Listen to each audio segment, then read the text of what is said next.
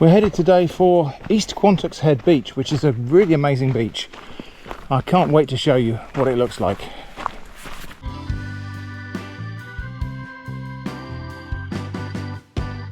Parking arrangements are quite simple, no apps required. You put your money in the slot in the wall here, and £1.50 for as long as you want all day, I suppose. Anyway, let's head off to the beach.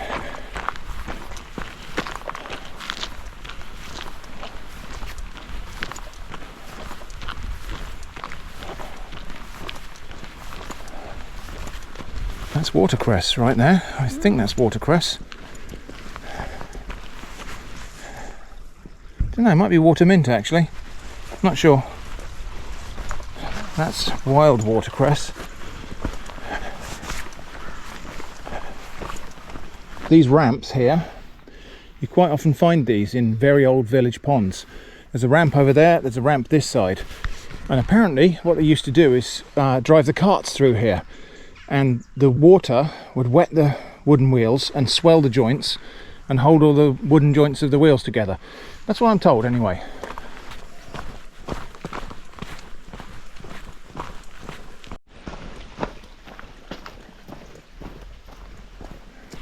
So we're following a little stream down this lane. This lane will take us all the way down to the beach. It is quite a trek from the car park to the beach. Something like half a mile, I think. So we can see the water now. Well, it's the grey thing over there between the land and the sky. Well, this looks like it's a ruin of an old cottage or something. That's the coast pass down there. That's the... Right, this is the way down to the beach, I'm pretty sure. This way. Right, I need you on the lead now, dog. Wait, come here. I'm just going to look around this corner here because this is clearly the ruin of something. Maybe it's just a wall,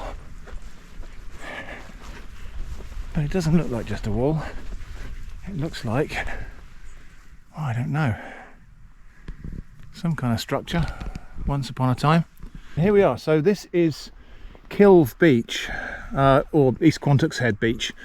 And what looks like furrows from, I don't know, tractors driving in mud down there is actually something quite different. And it's really interesting, actually. We're just going to head down there now. Some rather steep steps. It's slippery because we've had a little bit of rain. So this is going to be fun. The rocks are probably going to be quite slippery.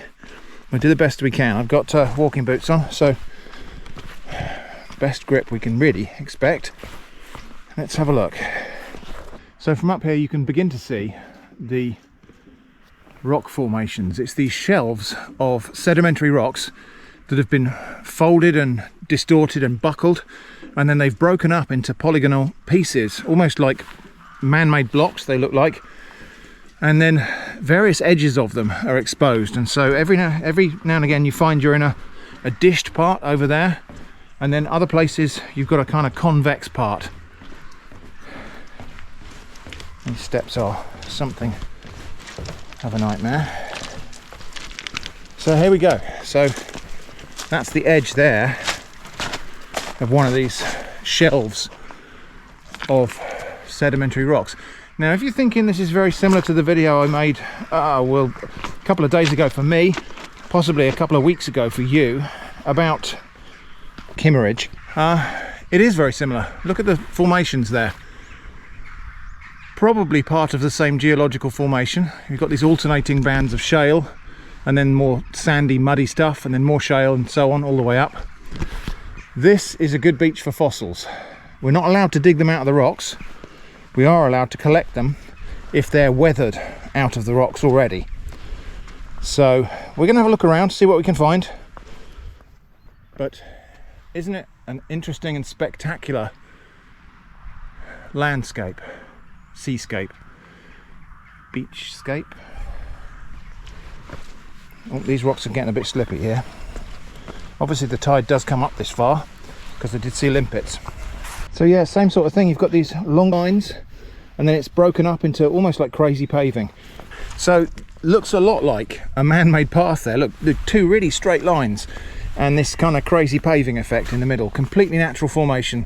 all to do with the way that this rock has formed and then been deformed and reformed over the millennia. Anyway, we're here to look for fossils, so let's do a bit of that. You can see over there we've got sedimentary rock strata, which would originally at one point have been completely level when they were laid down. This was the bed of an ancient sea, but as it's been formed into rock, and then geological forces have worked on it over the years, over the millions of years, it's all buckled and gone wavy. And yeah, so you get these exposed edges like this, and then in other places you get kind of dish formations like we can see over there, all sorts of stuff. Anyway, we are here to look for fossils. Let's see what we can find. Sometimes you just find, I've been here before, sometimes you will just see a big ammonite in the pavement here. Haven't seen anything yet though. It does occur to me that in years gone by, I imagine all of these rocks that are weathered off and are very straight edged were probably hauled away by locals for building their houses and walls and things. It's almost like it's dressed stone already. And so here's the other fun thing. So I'm on this stratum here, and all I've got to do is step down onto the next one, which juts out from underneath it, and I've just stepped down a few million years. And as I'm walking along the beach in this direction, because I'm stepping down and down onto lower and lower strata, I'm walking backwards in time. And look at this, we can see, just see that sort of folding and twisting of all of these pieces of rock has happened, but many millions of years ago. I'm not planning to collect very much today unless I find something that isn't already in my collection. So I've got ammonites in my collection already, a few of. I've got belemnites, I've got shark's teeth. I haven't got any dinosaur bones, and sometimes dinosaur bones are found here. And as I say, it's okay to collect if it's weathered out and loose on the foreshore. I'll show you on screen the sign that says so. Now here's something you might mistake for a fossil, but it's not actually a fossil. This is a piece of sedimentary rock that's been carved out by shellfish. I can't remember the name of the shellfish. I'll see if I can remember it and put it on screen. But this has happened in modern times. So this is a piece of soft limestone or similar, maybe shale, that's been carved by burrowing shellfish. Quite pretty, isn't it? Not keeping it though. Yeah, it's hard to imagine that in times gone by, the locals didn't just haul off a bunch of this stuff. You'd get in big trouble for doing that now. But these blocks are all completely naturally formed. They're just these segments that have broken up by the action of waves and erosion. But yeah, in days gone by, I suspect if we walk through the village, we'd find some houses. We might do that on the way back. I suspect we might find some houses which have got curiously straight-sided but not rectilinear blocks, so they'll probably be kind of rhomboidal or trapezoidal sort of pieces like these. If we get a chance, we'll have a little wander around the village and see if my suspicion is correct. There are a lot of these nodules here, and very often if you break these open you'll find a fossil inside, because harder rock tends to form around the remains of a fossil because of the minerals that come out of the organism.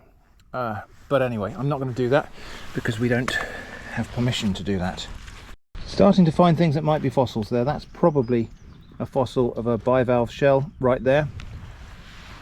But even if we don't find fossils, I mean, I'm just enjoying the otherworldliness of this peculiar beach. So very, very similar to Kimmeridge that we visited, well, for me, just the other day. For you, the video might have been a week or two ago. Well, I haven't found any recognisable fossils yet, anything particularly hugely recognisable yet. So I'm just going to head a few million years this way, and then we'll head back up the beach and go along that way and see what we can find over there. What's here? What's there? Find it! Find it! You got it? No? Okay, in this layer here I am finding a few things. That I suspect is a trace fossil. That's probably the burrow of some worm or shellfish or something like that that's been infilled. We got a few other little bits and pieces here, and these are probably pyritized or calcified remains of various things. There's a, yeah, you can see a little bit more definition on that one. That could be the top of a shell of some sort, or it could just be like a mound of material that's been deposited by something. Something there as well, a bit of a shell, another bit of shell there. So we are in a layer, yeah, where we're starting to find traces of fossilized shells. He's found something over there. Oh, and Eva's found a rock? So we'll just hop down a few... Quiet. We'll just hop down a few million years. Wait, what's this? This one.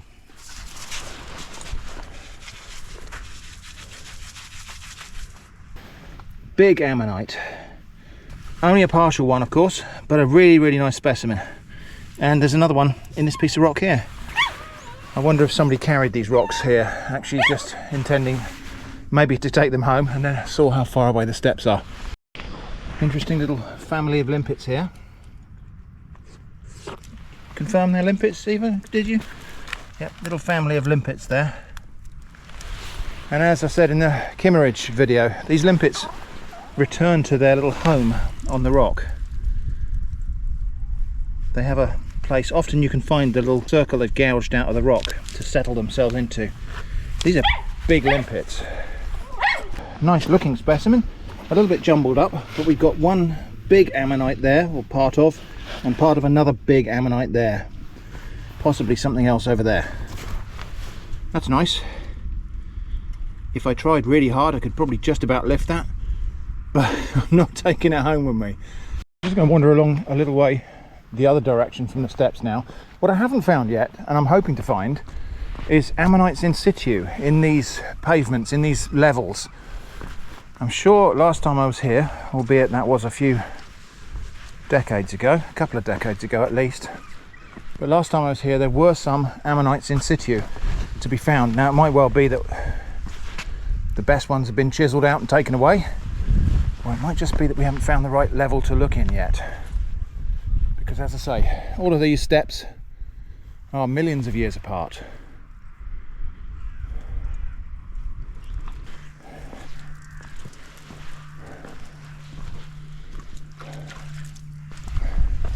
But anyway, even if we don't find anything else, isn't this an amazing beach? This is the Bristol Channel here, which turns into the River Severn further up.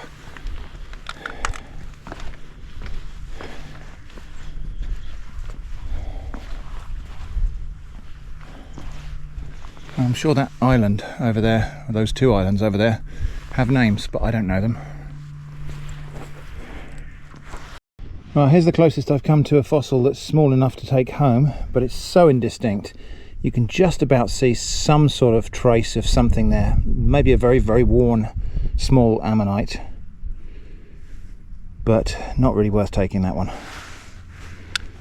Over here is particularly interesting because what you've got here looks like a curve coming round off the cliff, but in fact it's just that the strata should have been going straight up there through the cliff that way, basically layers just straight into the cliff, but the water has carved away a strip out through here, and as a result you've got the same layer on the beach here and in the cliff with a kind of curved horizon at that end.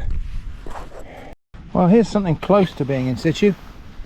The remains of an ammonite there, another really big one here, and I don't think that slab has moved very far, so I'm assuming it came off of this piece here. I'm going to have a little wander along there, see what else we might be able to find in this stratum right here. I don't think it works like this actually, to be honest. These fossils seem to be fairly few and far between, and these blocks aren't necessarily lying where they first landed. That there is a very big chunk of ammonite, another very big one going through there, something else here, something else over there, very jumbled, but this would have been a huge one. That's like a car tyre size there, if you can see the curvature of that one. It occurs to me that maybe the reason we're not finding the ammonites in situ in these pavements, but we are finding them in the loose blocks, is maybe those blocks are upside down. Maybe all of the ammonite fossils are underneath on the bottom layer of this rock, and then when the blocks fall off and turn over, that's when we find them. That does seem to fit the observation that we're not really finding very much in the tops of these layers, but we are finding quite a lot inside blocks. So Jenny's found one here, and I think this confirms what we earlier thought, that these fossils are on the underside of these blocks, which is why we're not finding them in the tops of these pavements.